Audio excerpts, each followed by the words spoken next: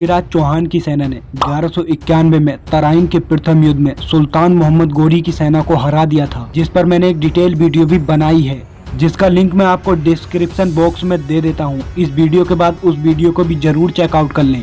सुल्तान मोहम्मद गोरी जो तराइन के प्रथम युद्ध में गंभीर रूप से घायल हो गए थे, वो वापस गजनी लौट जाते हैं और अपनी हार का बदला लेने की तैयारियां शुरू कर देते हैं। इधर हिंदुस्तान में पृथ्वीराज चौहान की जीत की खुशी मनाई जाती है। कुछ ही दिनों के बाद कन्नौज के राजा जेचन राजकुमारी संयोगिता का स्वयंवर रख देते हैं। इस स्वयंवर में आसपास के बड़े बड़े राजा महाराजा बुलाए जाते हैं, सिवाय पृथ्वीराज चौहान को छोड़कर।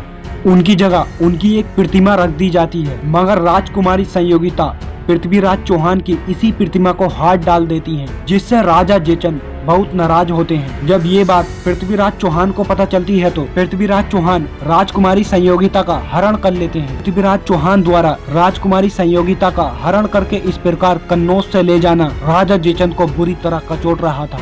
उनके हृदय में अपमान के तीखे तीर चुभ रहे थे और राजा जेचन किसी भी कीमत पर पृथ्वीराज चौहान का विनाश चाहते थे, भले ही उन्हें कुछ भी करना पड़े। इतने में इन्हें पता चलता है कि सुल्तान मोहम्मद गोरी पृथ्वीराज चौहान से अपनी हार का बदला लेना चाहते हैं। बस फिर क्या था, जेचंद को मानो अपने मन की मुराद मिल गई।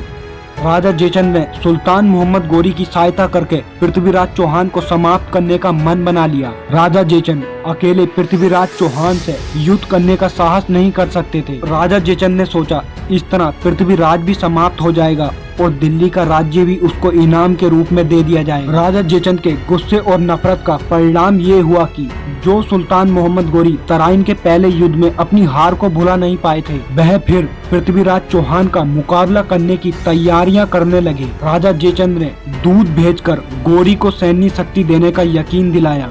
जेचंद की सहायता पाकर सुल्तान मोहम्मद गोरी तुरंत पृथ्वीराज से बदला लेने के लिए तैयार हो गए। जब पृथ्वीराज चौहान को ये सूचना मिली कि गोरी एक बार फिर युद्ध की तैयारियों में जुटा हुआ है, तो उन पर इसका कोई प्रभाव नहीं पड़ा। मोहम्मद गोरी की सेना से मुकाबला करने के लिए पृथ्वीराज के मित्र और राजकवि चंद्रबरदाई ने अनेक राजपूत राजाओं से सैन्य शक्ति का अनुरोध किया, परंतु संयोगिता के हरण के कारण बहुत से राजपूत राजा पृथ्वीराज के विरोधी बन चुके थे और ये सभी राजा कन्नौज नरेश के संकेत पर गोरी के पक्ष में युद्ध करने के लिए तैयार हो गए थे। सन 1192 में एक बार फिर पृथ्वीराज और गोरी की सेना तराइन के क्षेत्र में युद्ध के लिए आमने सामने खड़ी थी। दोनों ओर से भीषण युद्ध शुरू हो गया। इस युद्ध में पृथ्वीराज की ओर से 3 लाख सैनिकों ने भाग लिया था, जबकि सुल्तान मोहम्मद गोरी के पास 1,20,000 सैनिक थे। गोरी की सेना की विशेष बात यह थी कि उसके पास शक्तिशाली घुड़सवार दस्ता था।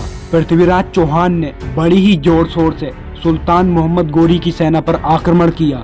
उस समय अधिकतर भारतीय राजा हाथियों को भी युद्ध में लड़ाते थे। सुल्तान मोहम्मद गोरी के घुड़सवारों ने आगे बढ़कर राजपूत सेना के हाथियों को घेर लिया और उन पर तीर बरसाना शुरू कर दिए। घायल हाथी ना तो आगे बढ़ पाए और ना ही पीछे, बल्कि उन्होंने घबराकर अपनी ही सेना को रोंदना शुरू कर दिया।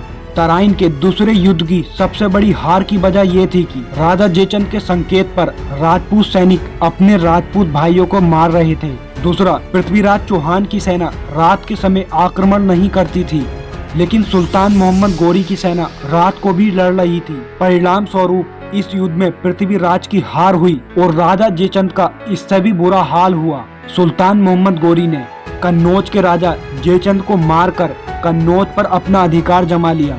पृथ्वीराज चौहान की हार से सुल्तान मोहम्मद गोरी का दिल्ली, कन्नौज, अजमेर, पंजाब और संपूर्ण भारत वर्ष पर अधिकार हो गया और भारत में इस्लामी राज्य स्थापित हो गया। और बाद में सुल्तान मोहम्मद गोरी ने अपने योग्य सेनापति कुतुबुद्दीन ऐबक को भारत का गवर्नर बनाया और कुतुबुद्दीन ऐबक को भारत का गवर्नर बनाने के बाद सुल्तान मोहम्मद गोरी अपने देश गोरी वापस लौट गए। दोस्तों, अगर आपको वीडियो पसंद आया हो तो वीडियो को लाइक करके जल्दी से चैनल को सब्सक्राइब जरूर कर लो।